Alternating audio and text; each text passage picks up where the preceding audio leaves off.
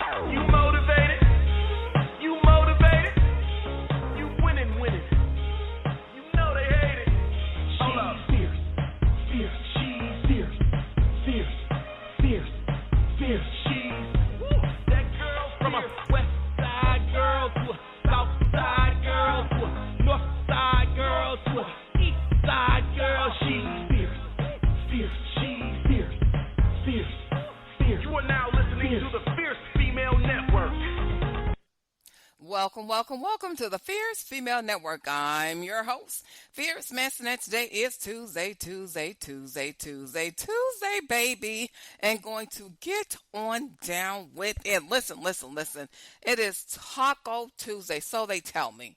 It's Taco Tuesday, but I don't play by the rules. No, I don't. I don't play by the rules. So listen, it is whatever you want it to be. If you want tacos today, you have tacos. Listen, if you want pancakes, y'all, sometimes I like pancakes for dinner. Sometimes I like pancakes. But listen, I got some hot stuff for you on today. Listen, it is Tuesday. It's Tasty Tuesday. I like to say Tasty Tuesday because whatever you're fixing up, whatever you're cooking, make it tasty, baby. Make it tasty. Don't nobody want no nasty food. Okay, so listen. I have a life lesson for you a little bit later on today. Hold on, I'm going to get to it. It is January 27, 2026. It is 8 p.m. on the Central Standard Time Zone and 9 p.m. on the Eastern Standard Time Zone. Y'all know what I'm going to say up in here. The Eastern Standard Time Zone is the time zone that rocks my socks off, honey. And I got to push it up to the ATL, to my home team. Must give a shout out to my team, Fierce Nation International. The hardest working team on the planet is based in Kenya, Zimbabwe, East and West Africa, the UK, and Germany, and my honorary member in India, Karan Batali. So listen, I got some hot music for you on today. So listen. Let me tell you this. You guys know I am a certified life coach, been certified by Dr. Monique Carradine, who was an on-air personality at Fox 32 News. She's no longer there, but I have the privilege of working with her, and she trained me, gave me my certification as a life coach. So listen, you guys know I've been talking about your goals, making your goals, setting your goals, and making your goals. So listen, we're at the end of January. So listen, the life lesson is really easy, and it's to the point. It's just like the space needle. It's just like a needle's point. Listen, do you get excited about your goal? Whatever your goal is, do you get excited about it? Don't let anyone tell you that you only can have one goal. That is not true. You can have two goals, right? You can have two goals to make. So listen, let me tell you something.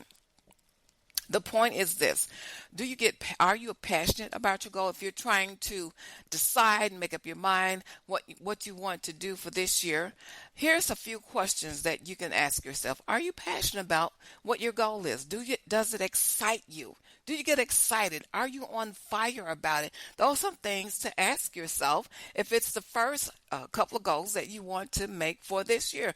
I remember when I was, give you a quick example. I remember when I was at Columbia College, and one of my classmates that I sat next to, we had a discussion. Professor Bradley was his name, Professor Bradley. And so anyway, it was in one of my writing classes as an undergrad, and he sat next to me in class. And so we had this in-class assignment. We were trying to help one another to come up what we were passionate about, what we wanted to declare. I already knew what my major was. I was a double major, journalism and television. And so the person I was sitting next to, he couldn't make up his mind. He could not make up his mind.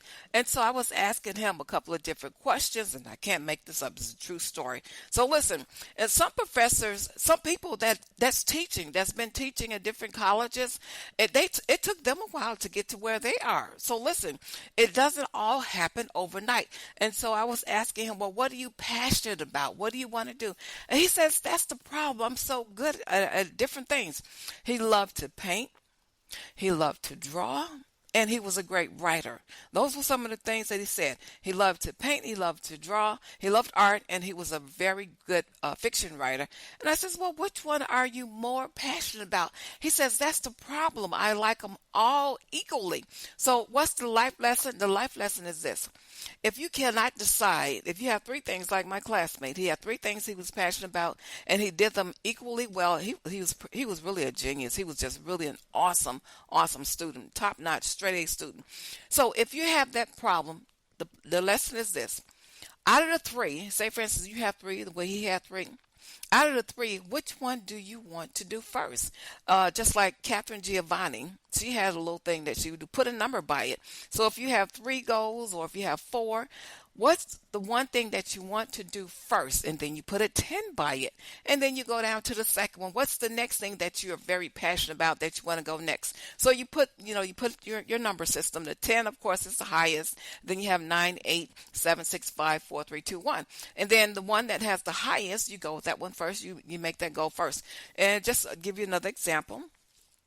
When I was a child, like 12 years old, I always knew what I wanted to do. There was no question about it, no doubt in my mind. I always knew. I sat to the table and I wrote down I want to be a teacher. I always knew I wanted to be an educator. I always knew I wanted to be a secretary, and I wanted to be a model. Well, guess what? Well, let me say that one more time. Educator, teacher, secretary, and a model. So guess what? I talked to my aunt about those 3 things, and she says, well, because I always talk to my aunt about everything, and she says, well, yeah, secretary and teacher, yes. And she said, but now that modeling, that can be a hard thing to accomplish. And so then I started thinking about it, and so I scratched out model, and I put in beautician that I wanted to do hair. Well, guess what, y'all? I obtained all 3. I was a secretary for years, administrative assistant, secretary, years. And also, I finished college, and I become an educator. I taught online, ESL, English Second Language, online for a while. And I actually volunteered at Howard Brown as an ESL instructor for a couple of months. And then I went to school to be a cosmetologist. I did go to Debbie's, oh my God, so many years ago, and I did get my license. I went down to the state board, took the exam, passed with flying colors, and got my license to be a beautician. So listen, you can do it. So of course you can't do all 3. Well, you can if you're a genius. You can do all 3, but you got to do one at a time. I became a cosmetologist first. When I was 18 years old, I got out of high school, went straight into cosmetology school. And after I finished and got my license, matter of fact, before I finished and got my license, I was helping this one lady, Marilyn.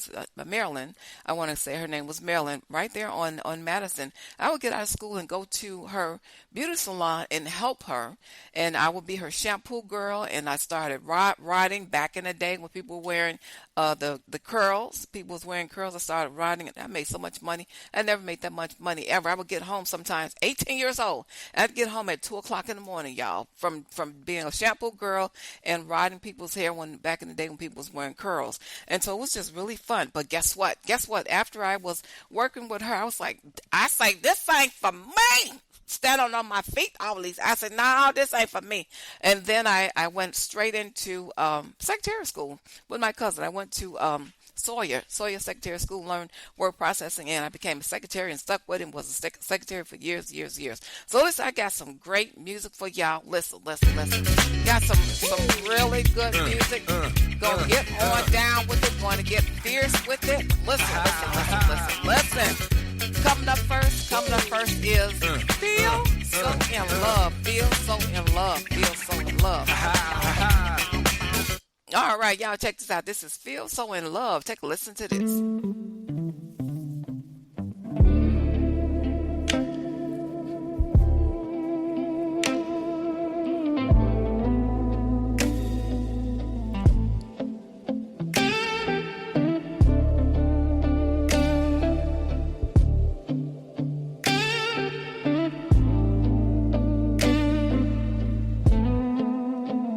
Sunday coffee, hair a mess, you laugh, sun on your shoulder. Time just slips in half. Your hand finds mine like it always knew the way. Little things you do keep stealing my breath away. Every old scar turns into a map to you. Every hard night feels like it was leading to you. Make me feel so in love, so in love, so in love, so in love, yeah. Like I've been wandering for years just to find where your heart is. You make me feel so in love, so in love. Every look, every touch, like the world slows down for us. You make me feel so in love. Talking in the car, engine off, but we stay. Street sun's fading, we still got things to say. Yeah. You trace my palm like you're reading every line. Say, I'm right here, and I know that you are mine. Every doubt fades when I'm leaning into you. And our stay makes sense in this living room. You make me feel so in love, so in love. Yeah. Like I've been wandering for years just to find where your heart is. You make me feel so in love. Ooh, you make me feel so in love.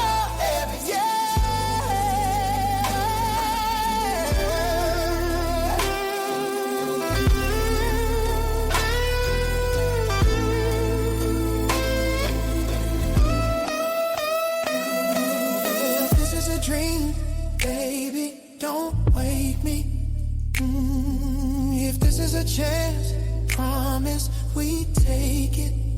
Build every part of me reaches out to you.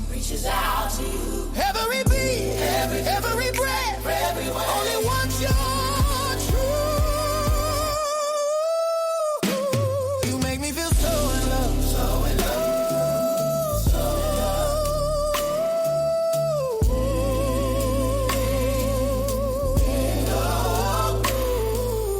so in love, so in love.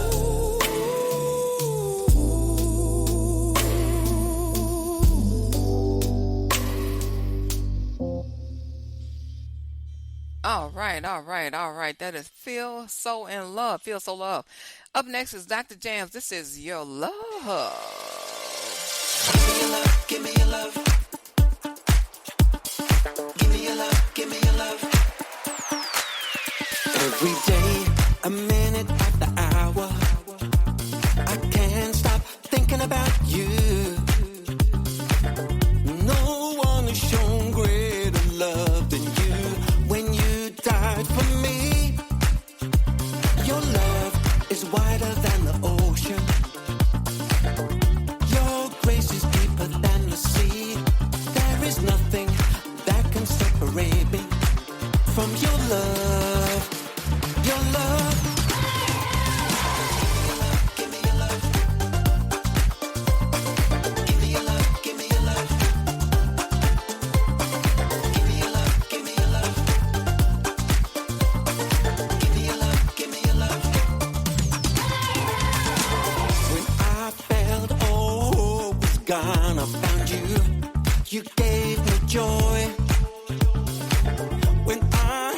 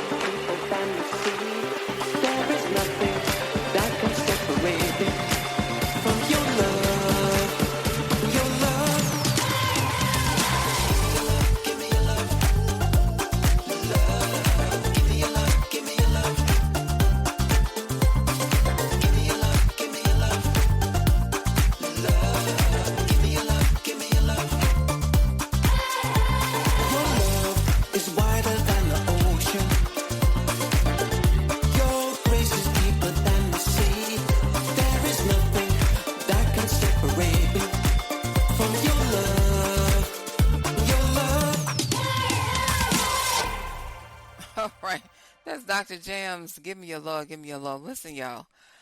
When Dr. Jams first came across my path, of course, I didn't know who he was. He's in Australia. Also, while I'm talking about Dr. Jams, I want to thank you guys for listening in, the international listeners. We do show up a little bit in Canada. For some reason, people from Canada do listen in on a regular basis. On a regular basis, ever since I've been on this platform. You guys know I was on Blog Talk Radio for years and years with WSF Radio. Then WSF Blog Talk Radio went out. They closed their doors, and so I had to come over to Speaker. And so ever since I've been on Speaker, Canada has really been listening on a regular basis. So thank you, Canada, for listening. I really do appreciate it. And there's it's showing up a little bit of India, and the Philippines. So thank you so much for listening in. I really do appreciate it. Now, I want to get back to what I was saying about Dr. Jams. I laugh a little bit when I talk about Dr. Jams because he found me on another site, right? He found me on another site, and he wanted to do a promotion for this song, Give Me Your Love. I says, okay, and y'all know how I am. I talks to everybody. I don't leave nothing out. So anyway, I'm talking to Dr. Jams, and we're chit-chatting back and forth. Come to find out, he's a minister, you guys. He's an evangelist. I don't know if he's a pastor or not, but he is an evangelist. This man preaches the gospel all over the place. You heard me tell the story before. I can't make this up. He preaches the gospel all over the world. He goes down to Massachusetts a couple of times a year. He goes, of course, he preaches the gospel internationally, and this is the point I'm going to get to. I'm pretty much out of time. Got to get on up out of here. People don't like you to talk about folks that's power-packed and really has the anointing and the power on their life. People don't like that. Do you know folks is marching up and down all over Massachusetts, carrying on with their witchcraft, with their sorcery, and their occult, and all those different types of things? It just blows my mind because I'm only bringing this up because of Dr. Jams. Dr. Jams goes to Massachusetts all the time. He likes to go during Halloween. And I've never seen it before. I've never been to Massachusetts. Don't really wants to go to Massachusetts, but he likes to go during the Halloween season. And so I check him out. He have his pictures posted on Instagram. Now, stay with the story. He has the pictures posted on Instagram. And I mean, it's like, oh my God, they are out there in full force. Halloween is not a joke, y'all. I know here in America, we dress up, not me, but most people, they dress up for Halloween. They take their children out to trick or treat. But y'all, guess what? Halloween is not no joke. Folks that's really into the occult, that's into sorcery and witchcraft, that is the high time, and they are getting their hoodoo on. And so Dr. Jams, I know Massachusetts in the United States, but I'm talking about even outside. It is something to see. So Dr. Jams was in Massachusetts.